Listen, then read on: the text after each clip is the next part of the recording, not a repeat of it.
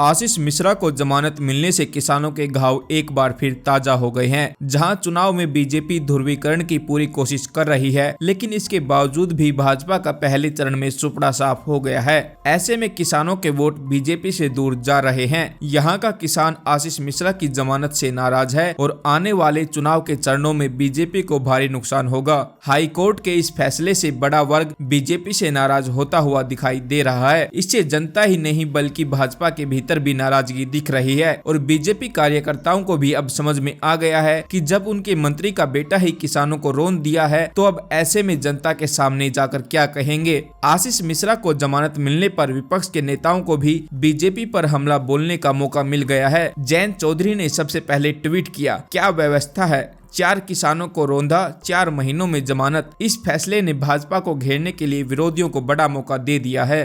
टैनी के बिगडैल बेटे आशीष मिश्रा को जमानत मिलने से किसानों का घाव एक बार फिर ताजा हो गया है। पूर्वांचल और तराई बेल्ट के किसान गुस्से में हैं।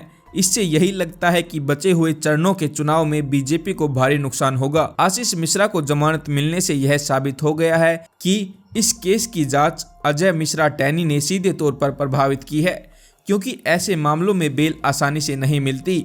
बीजेपी लगातार अपने पक्ष के आरोपियों के साथ अक्सर ऐसा करती है, चाहे वह विधायक सिंगर हो या हाथरस के आरोपी। एक बात तो साफ है कि मंत्री के बेटे को जमानत मिलने से किसानों का गुस्सा और बढ़ा है।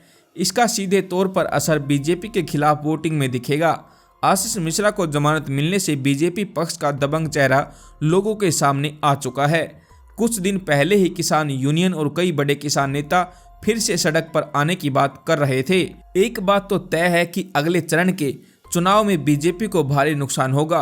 संयुक्त किसान मोर्चा ने अपील की है, साथियों संघर्ष के लिए तैयार रहो। एक तरफ लखीमपुर खीरी केस में गिरफ्तार किसानों की जमानत रद्द हो रही है, वहीं लखीमपुर कांड में किसानों को कुचलने वाले दोषी अजय मिश्रा टैनी के बेटे आशीष मिश्रा को जमानत मिल रही है। किसानों को न्याय देने की बजाय उनके जख्मों पर नमक छिड़का जा रहा है।